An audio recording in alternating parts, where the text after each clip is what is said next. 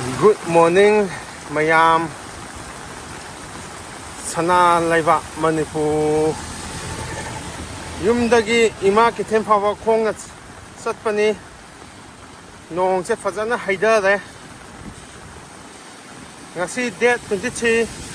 October 2024 ni. Thangapa Yoksale Songomba. Ima Kitem Power Yoga Namake Nong se Yang Fazana Chu.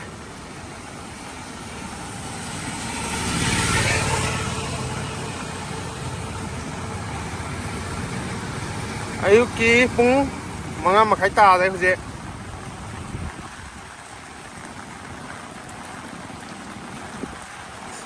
nung kalle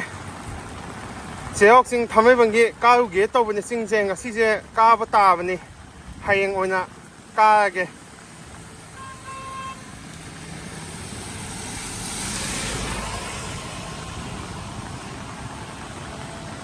파자나 주래 파자나 깔래 농제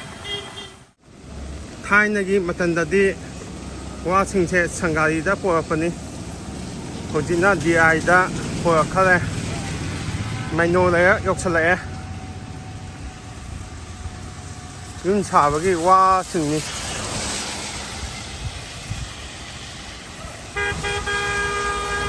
오이세 앙암바 마탄다 락버니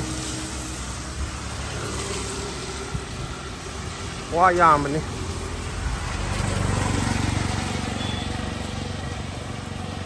농수 하항가 틀리 주래 그지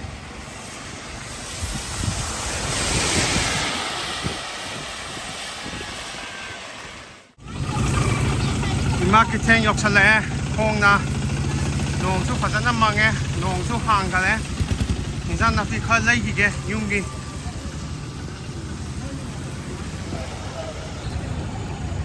농시도 이마 이니 이치 전 칭제 복권 판미제 농마락다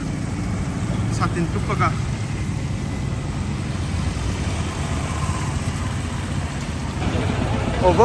오버비스키 마카 욕설래 타로이 파자토에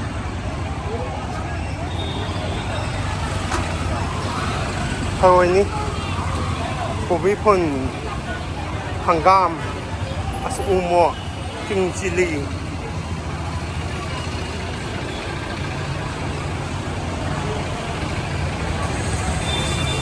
Yeng nungai bani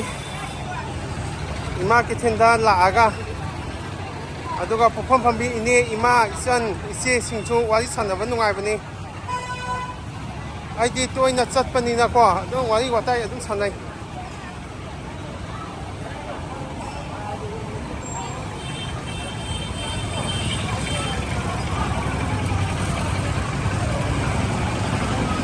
ni yana chen bani ayuk che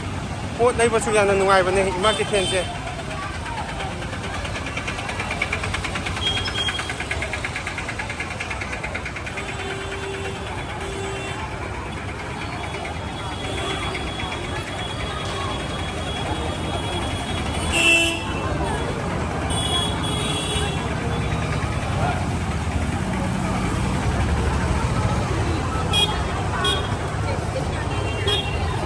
Sampani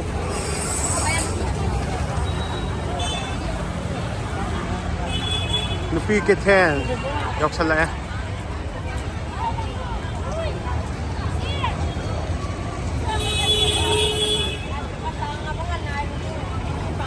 Kambong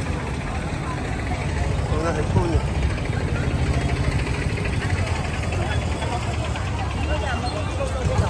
Sanalay Maya thagi sanalay matanina sanalay nga tagula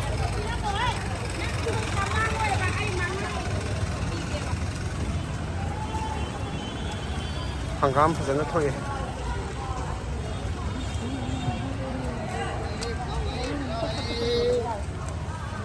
Hangam yan na ule fazana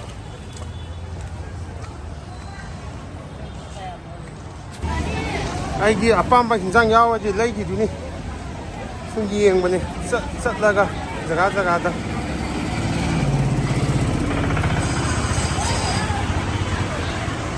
sawai thole rasma umoki masangang yangang tespata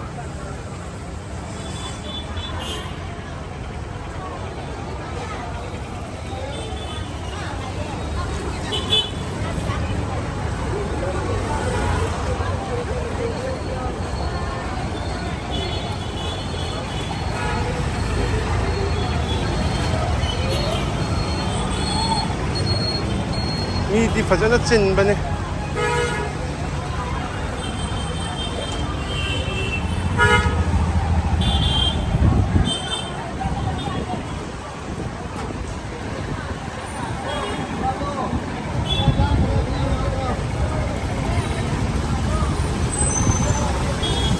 ยังวันนุ่งไงวันนี้ที่จันทร์ที่สิงเจ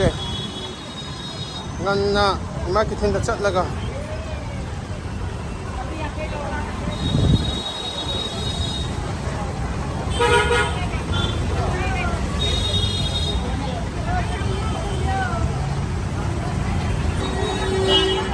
Kang layin sinausi mana